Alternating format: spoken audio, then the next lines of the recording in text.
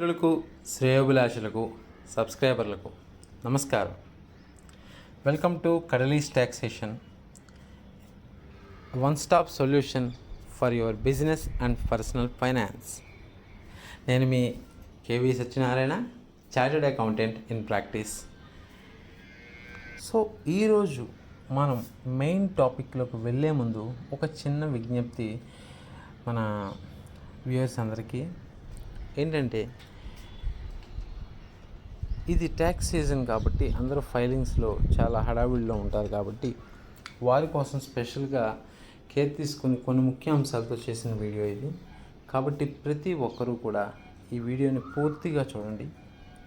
అర్థం కాని విషయాల్ని మీరు కామెంట్లో రాయండి. డెఫినెట్గా మీకు నేనైతే రిప్లై అయితే ఇవ్వడం జరుగుతుంది.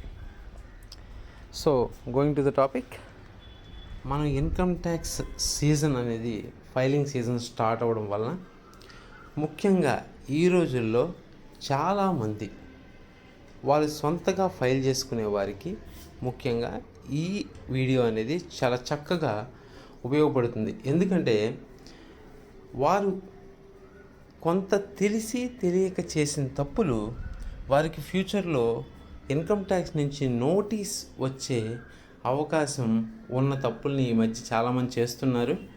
అది మనం వీడియోలో నేను మీకు చెప్తాను అది ఏ విధంగా జరుగుతుంది అనేది. సో కాబట్టి అసలు ఈ రూల్స్ అనేవి ఏంటి? ఇన్కమ్ ట్యాక్స్ యాక్ట్ అనేది మనకు ఒక భగవద్గీత, ఒక గ్రంథం లాంటిది అయితే ఇన్కమ్ ట్యాక్స్ యాక్ట్, దానిని చదివి దాన్ని అప్లై చేసే విధానమే ఈ రూల్స్ అనేవి, ఇన్కమ్ ట్యాక్స్ రూల్స్ అనేవి. సో ఆ రూల్స్ అనేవి మనం ఇన్కమ్ ట్యాక్స్ రిటర్న్ ఫైల్ చేసేటప్పుడు ఏ విధంగా వాడాలి అనేది ఈరోజు మీకు వాటిలో కొన్ని చెయ్యకూడనివి ఈ వీడియోలో చూద్దాం.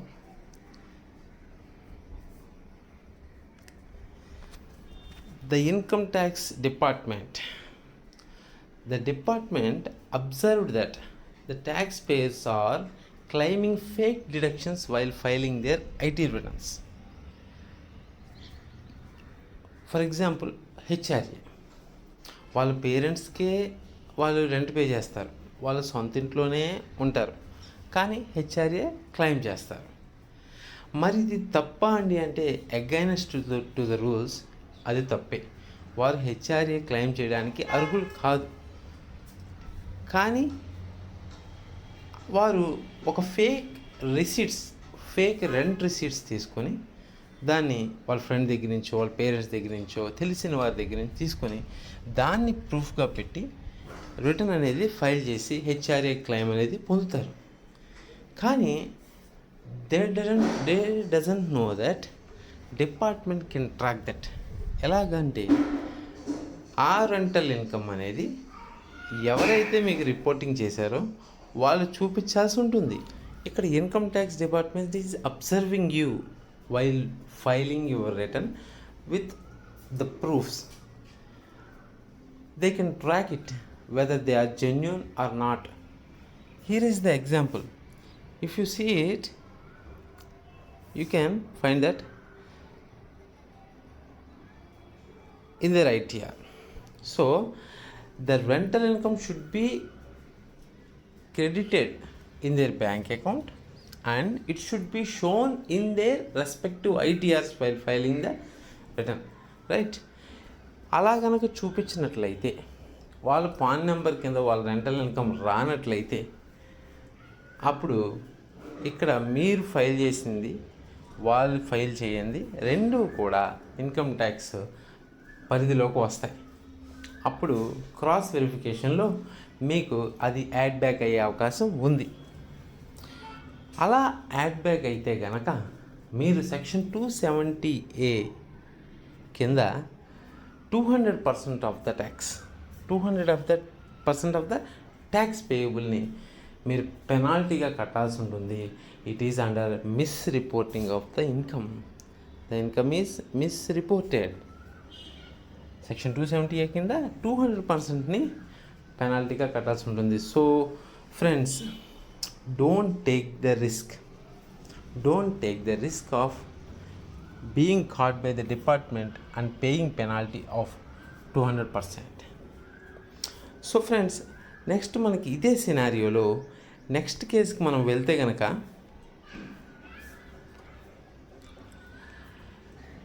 Miss principal chief commissioner of income tax of AP and Telangana Mithali Madhusmita వారు లాస్ట్ జూలై 7th జరిగిన ప్రెస్ మీట్లో దీని గురించే ఒక వార్నింగ్ని ఇచ్చారు. ఏంటంటే శాలరీడ్ ఎంప్లాయీస్ ముఖ్యంగా they are claiming higher percentages refund on the TDS they deducted 90%, above 90% they are claiming. How is it possible actually? By making up false claims and exemptions only. So కాబట్టి income tax department appealing, మీరు కనుక అలాంటివి చేసుంటే AI employee అయినా అలాగా తప్పుగా కానీ లేకపోతే కావాలనే కానీ ఫైల్ చేసుంటే కనుక మీరు దాన్ని రివైజ్డ్ రిటర్న్ వేసి రెక్టిఫై చేయవలసిందిగా వారు ఆ ప్రెస్ మీట్లో అప్పీల్ చేశారు. సో ఫ్రెండ్స్, మీరు కనుక ఏ ప్రీవియస్ రిటర్న్లో అయినా ఇలాగా హ్యూజ్ అమౌంట్ ఆఫ్ ఫాల్స్ క్లైమ్స్తో కనుక మీరు రిటర్న్ ఫైల్ చేస్తున్నట్లయితే సమయమే మించిపోలేదు. మనకి ఐటీఆర్ యూ ఎలాగో ఉండనే ఉంది, అప్డేటెడ్ రిటర్న్. దాని ద్వారా మనం రిటర్న్ రివైజ్ చేసుకోవచ్చు ఇప్పటికీ కూడా by paying some extra amount as tax. Okay, so coming to the main point, what are the main points in this session we are going to deal is don't misuse these 8 income tax rules. These 8. First one is bogus bills for HRA claims. As earlier said that bogus bills అంటే ఫేక్గా ఒక దగ్గర మనం ఒక చిన్న సంతకమే కదా, ఒక white paper మీద తీసుకుని ఇంత రెంట్ ఇచ్చాను, నాకు ఇంత రెంట్ ముట్టింది అని చెప్పి ఒక కాగితం తీసుకొని దాన్ని ప్రూఫ్ కింద పెట్టేసి మనం ఇంకా HRA lakhs and lakhs HRA claim చేద్దామని చూస్తే కనుక department is very cautious in this respect. ఈ విషయంలో చాలా జాగ్రత్తగా మనం అయితే ఉండాల్సిన అవసరం ఉంది. So next one is tax escape on interest from bank accounts. అంటే జనరల్గా జనాలు ఏంటంటే నాకు శాలరీ వస్తుంది, నేను శాలరీ ఇన్కమ్ చూపించుకుంటున్నాను, నాకు బిజినెస్ ఇన్కమ్ వస్తుంది, నేను బిజినెస్ ఇన్కమ్ చూపించుకుంటున్నాను. బ్యాంక్లో వచ్చే సేవింగ్స్ అకౌంట్లో క్రెడిట్ అయ్యే ఇంట్రెస్ట్ మీద వాళ్ళు పెద్దగా ఫోకస్ చూపించరు, కొంతమంది కావాలని నెగ్లెక్ట్ చేస్తారు.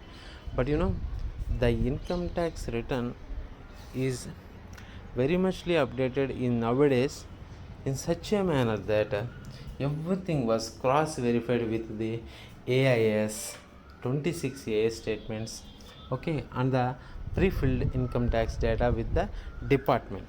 సో కాబట్టి మనం ఏ డేటాని కూడా మిస్ చేయడానికి ఈ రోజుల్లో లేదు, especially interest from banks. So మనం మస్ట్ అండ్ షుడ్గా మన బ్యాంక్ స్టేట్మెంట్ చెక్ చేసుకుని ఆ అమౌంట్ని మన యొక్క ఐటీఆర్లో ఫిల్ చేయాలి. Next, show income from all employers. జనరల్గా ఏమవుతుందంటే కొంతమంది మధ్యలో స్విచ్ అవుతూ ఉంటారు ఎంప్లాయ్మెంట్లో. 1 month కదా నేను ఒక చోట చేసింది, అది ట్యాక్సబుల్ లిమిట్ దాటదు, వాళ్ళు ఏం ఫైల్ చేయరు, సో నో ప్రాబ్లం అని అనుకుంటారు. బట్ వాళ్ళు ఎవరైతే మీకు 1 month శాలరీ పే చేశారో ఆ కంపెనీ వాళ్ళు అది కనుక ఖర్చు కింద చూపించుకోవాలంటే they should definitely give the details to the department. So అది కనుక మీరు మిస్ చేస్తే డిపార్ట్మెంట్ వాడు మిమ్మల్ని మిస్ చేసే ఛాన్స్ అయితే లేదు ఈ రోజుల్లో. Fourth one, misuse of chapter 6A deductions. Chapter 6A deductions మీకు తెలుసు, ఈరోజు 80 డిడక్షన్స్, సెక్షన్ 80 డిడక్షన్స్ అన్నీ కూడా మనకి చాప్టర్ 6Aలో పొందుపరచబడి. Misuse, what is the misuse? By claiming with fake bills and fake proof of investments. ఎల్ఐసీలు లేనట్టుగా లేకుండా ఉన్నట్టుగా, ఓకే, సుకన్య సమృద్ధి స్కీమ్ పెట్టినట్టుగా ఇలాగా మీరు కనుక ఈ క్లెయిమ్ చేసినట్లయితే, as you said in the first పాయింట్లో చెప్పినట్టుగా ఫేక్ వాటితో ట్రై చేస్తే కనుక మీరు చాలా రిస్క్ను పడే అవకాశం అయితే ఉంది. At the similar manner, misuse of 80C forms. So like that LIC, మనకి Sukanya Samriddhi scheme and post office investments, so ELSS, ULIP. So ఇలాంటివి కూడా ఏమైనా మనకి ఉంటే కనుక వాటన్నిటిని కూడా పర్ఫెక్ట్ మేనర్లో ఉన్నది ఉన్నట్టుగా చూపించుకోవడం ఈ రోజుల్లో చాలా ముఖ్యం. And fake claim under section 10 which is repeatedly converted as under HRA, LTA claims which we should possess. మన దగ్గర ఖచ్చితంగా కూడా జెన్యూన్ బిల్స్ ఉంటేనే మనం సెక్షన్ 10 క్లెయిమ్ అనేది ఈ రోజుల్లో చేయాలి. Next wrong claims on capital gains. అసలు క్యాపిటల్ గెయిన్స్ క్యాలిక్యులేట్ చేసేటప్పుడు జనాలందరూ మ్యాక్సిమం వాళ్ళకి ఇష్టమైన వాల్యూస్ అసెస్ చేసేసి కొంతమంది చేస్తూ ఉంటారు. సో మనం ఒకసారి క్యాలిక్యులేషన్ పక్కన పెడితే చాలామంది చేసే విషయం ఏంటంటే ఈ 54 ఎగ్జంప్షన్స్ ఏవైతే ఉంటాయో క్యాపిటల్ గెయిన్స్లో సెక్షన్ 54 ఏవైతే ఉంటాయో వాటిని మిస్యూజ్ చేస్తుంటారు. అంటే ఆ క్లెయిమ్ చేయడానికి కలిగిన కండిషన్స్ని ఎంప్లాయిడ్గా పెట్టుకొని వాటిని అప్లై చేస్తుంటారు. బట్ ఇన్ లేటర్ టైం వాళ్ళు దాన్ని ఫుల్ఫిల్ చేయరు, విచ్ లీడ్స్ టు ఆ డిపార్ట్మెంట్కి మనమైతే హ్యూజ్ ఇన్కమ్ ట్యాక్స్ మళ్ళీ విత్ పెనాల్టీ పే చేయాల్సి ఉంటుంది. So don't claim section 54 exemption without fulfilling the conditions. Next escalating home loan interest. జనరల్గా ఏం చేస్తుంటారంటే నాకు ₹1,00,000 ఇంట్రెస్ట్ 2 lakhs క్లెయిమ్ చేసేస్తారు. అసలు క్రాస్ వెరిఫై అయితే చూద్దాం కదా అని. ఒకప్పటి రోజుల్లో అయితే లేదు, కానీ ఇప్పుడు everything is cross verified. Okay, home loan interest certificate, it is also uploaded and the data is ready with the department. So don't escalate the home loan interest. Okay, claim only the whatever is the amount. And the foremost thing ఏంటంటే once caught a red mark on for 4 years. ఇది చాలా important point. నేను ఈరోజు చెప్పదలుచుకుంది ఏంటంటే ఒక్కసారి కనుక మీరు ఈ ఫేక్ క్లెయిమ్తో కానీ ఏదైనా ఫేక్ బిల్తో కానీ మీ పాన్ కనుక మార్క్ చేయబడితే అది 4 years పాటు కంటిన్యూ అవుద్ది. 4 years పాటు కూడా మీ రిఫండ్స్ అనేవి డిలే అవుతాయి. మీ పాన్ ఎక్కువ స్క్రూటినీస్ని ఎదుర్కొంటుంది. ఓకే, మీ ప్రూఫ్ ఆఫ్ ఇన్వెస్ట్మెంట్స్ అప్రూవల్కి అసెసింగ్ ఆఫీసర్ డెఫినెట్గా కూడా కాల్ ఫర్ ద డాక్యుమెంట్స్ చేసే అవకాశం ఉంది. ఇన్ మోర్ ఓవర్ లార్జ్ కేసెస్లో నోటీస్ని కూడా మీరు ఎదుర్కొనే పరిస్థితులు ఉన్నాయి. So don't take the risk again. I'm selling that don't take the risk. So guys, this is the session we actually discussing today. So my appeal is జెన్యూన్గా return file చేయండి. మీకు ఏ విధమైన డౌట్స్ ఉన్నా feel free to call this below number. Okay, always available with you. Okay, don't take mistakes while filing the return and take your legal consultation. మీకు ఈ video కనుక నచ్చినట్లయితే like that video and subscribe to our channel. Thank you.